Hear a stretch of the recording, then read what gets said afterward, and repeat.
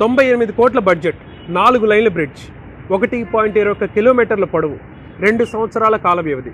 ఇది శంకరవిలాస్ కొత్త బ్రిడ్జి పనుల యొక్క లెక్కలు. అయితే గుంటూరు ఏసీ కాలేజ్ దగ్గర నుంచి అరండల్పేట 10వ లైన్ వరకు 1.21 కిలోమీటర్ల పొడవున ఈ బ్రిడ్జి నిర్మాణం జరుగుతోంది. దీనికి సంబంధించి 4 దశాబ్దాల కళ గుంటూరు ప్రజలు ఎట్టకేలకి నెరవేరబోతోంది.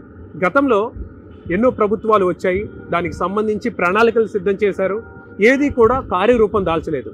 కొత్తగా వచ్చినటువంటి కూటమి ప్రభుత్వంలో కేంద్ర సహాయ మంత్రి పెమ్మసాని గారి ఆధ్వర్యంలో 98 కోట్ల బడ్జెట్తో ప్రస్తుతానికైతే ఈ శంకరవిలాస్ కొత్త బ్రిడ్జి యొక్క పనులు శరవేగంగా నడుస్తున్నాయి. బ్రిడ్జికి యువతల వైపు ఏదైతే జీజీహెచ్ ముందున్నటువంటి ఈ ప్రాంతంలో ఒక పిల్లర్కి సంబంధించి గుంత తీయడం జరిగింది. 5 మీటర్ల లోతు గుంత తీసి అక్కడ ఒక పెద్ద పిల్లర్ రాబోతుంది. పిల్లర్ నెంబర్ 1గా మనం అది చూడొచ్చు. దాని పక్కనే మరో పిల్లర్ రాబోతుంది.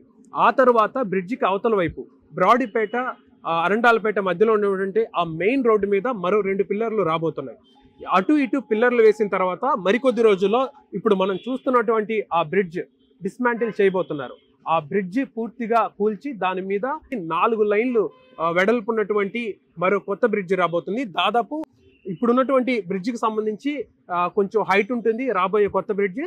సో ఇది శంకరవిలాస్కి కొత్త బ్రిడ్జికి సంబంధించి ప్రస్తుతం జరుగుతున్నటువంటి పనులు.